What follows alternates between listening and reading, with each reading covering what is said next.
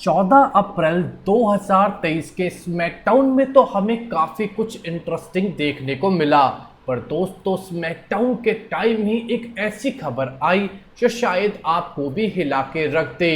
Drew McIntyre, जिनके बारे में बार बार बात की जा रही थी कि शायद उनका कॉन्ट्रैक्ट खत्म होने वाला है और उनकी कोई भी डील WWE से नहीं हो पा रही, साथ में उनको कुछ हेल्थ इश्यूज भी हैं। लगातार इसकी वजह से माना जा रहा था कि शायद WWE को ड्रू मैकइंटायर छोड़ सकते हैं। पर दोस्तों, स्मैकडाउन के दौरान ही ड्रू मैकइंटायर ने अपने ट्विटर की प्रोफाइल को पूरी तरीके से ब्लैकआउट कर दिया और साथ में दोस्तों WWE से जो भी उनकी रेफरेंसेस थी वो भी अपने अकाउंट से रिमूव कर दी।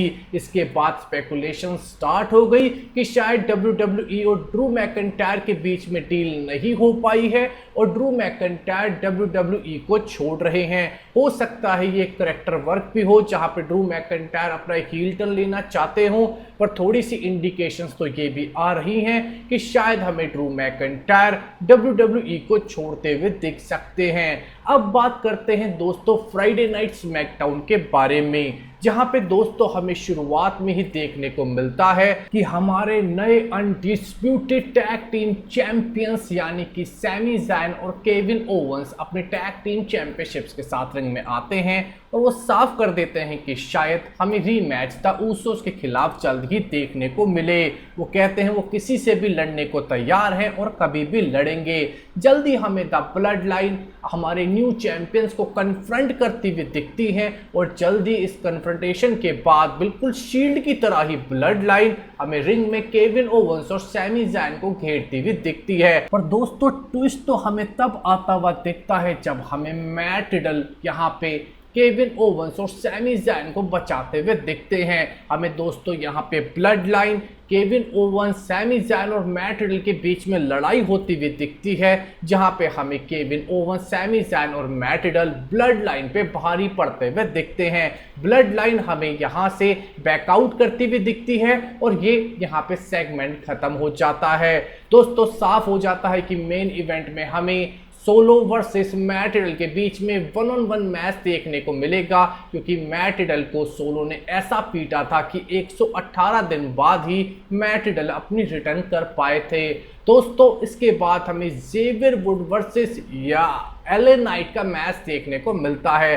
वैसे मैं आपको बता दूं कि LA नाइट बहुत जल्द ही स्मैकडाउन में क्राउड के फेवरेट सुपरस्टार्स में से एक बन चुके हैं, पर मुझे लगता है कि WWE की स्टोरी लाइंस में या बैक स्टेज उन्हें क्रिएटिव कुछ खास नहीं देखा जाता। इसी वजह से दोस्तों, एक अच्छे मैच में भी ज़ेवियर वुड जैसा सुपरस्टार LA नाइट को हराता हुआ दिखता है।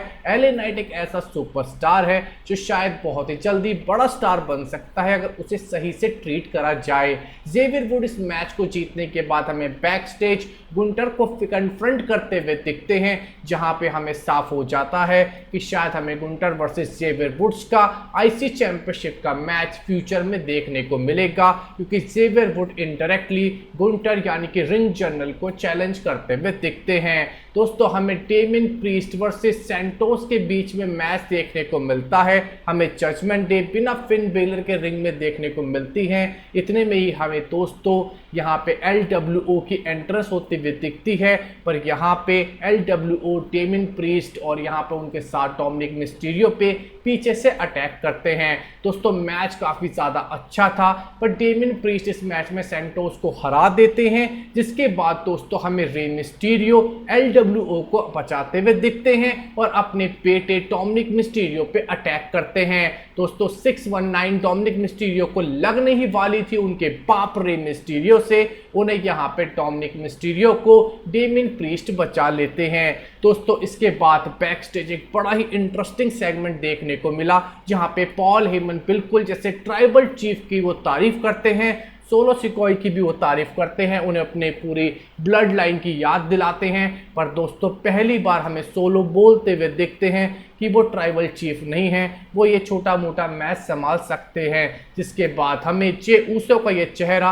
और पॉल हेमन का ये चेहरा साफ दिखाता है कि शायद सोलो अगले रोमन रेंस बनने की कोशिश कर सकते हैं। इसके बाद दोस्तों हमें देखने को मिलता है चैंपियनशिप सेलिब्रेशन, यानी कि लिव मॉर्गन और रकूल की हमें यहाँ पे चैंपियनशिप सेलिब्रेशन देखने को मिलती है। दोनों सुंदरियां हमें यहाँ पे रिंग में अपने टाइटल्स के साथ और भी ज़्यादा जगमगाती हुई दिखती हैं, पर जल्द ही उन्हें सोनिया और चेल्सा ग्रीन कन्फ्रंट करती हुई दिखती हैं, जिसके बाद दोस्तों साफ हो जाता है कि अगले चैलेंजर के तौर पे चेल्सा ग्रीन और सोनिया डेविल मिलके हमें लिव मॉर्गन और रकूल के खिलाफ यहाँ पे वुमेन्स टैग टीम चैंपियनशिप का मैच जल्द ही खेलती हुई दिखेगी।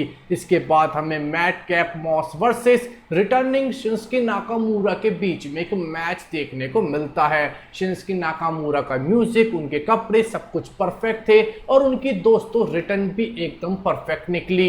इस मैच में जल्द ही उन्होंने मैडकैप मॉस को हरा दिया, जिसके बाद दोस्तों हमें कैरियन क्रॉस और स्कारलेट का एक प्रोमो देखने को मिला, जहां पे स्कारलेट ने एक कार्ड निकाला जिसमें शिंसुके नाकामूरा की फोटो थी, जिसके बाद साफ हो गया कि शिंसुके का रिटर्निंग पहला फ्यूड हमें कैरियन क्रॉस के खिलाफ देखने को मिलेगा। दोस्तों इसके बाद हुआ मेन इवेंट बिना रोमन रेंग्स के, जहां पे मैट डल ने सोलो सिकाओ को फेस किया।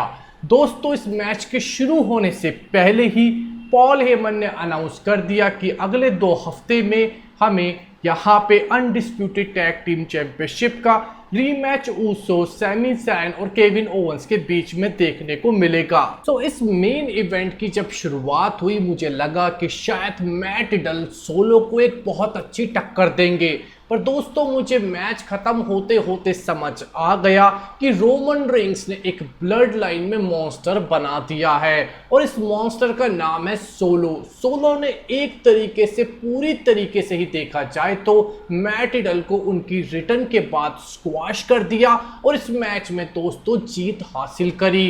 दोस्तों जीतने के बाद ही सोलो नहीं रुके, मैट की पिटाई उन्होंने रिंग साइड पे जारी रखी, उनको एक स्लैम मारी टेबल पे और टेबल भी यहाँ पे दोस्तों मैट डल के ऊपर गिर दी। दोस्तों बिल्कुल साफ था कि शायद मैट डल को इस पिटाई के बाद फिर से चोट लगी हो और यहाँ पे सोलो यानी कि ब्लड लाइन ने ट्राइबल चीफ का नाम और भी ज्यादा रोशन करते हुए इस मैच को जीता भी और यहाँ पे ब्लड लाइन की एक डोमिनेट परफॉर्मेंस दिखाई भी, जिससे साफ है कि आगे चल के रोमन रेंग्स के बाद हमें सोलो भी एक बड़े सुपरस्टार, समोन सुपरस्टार के तौर पे स्मैकडाउन में देखने को मिलेंगे।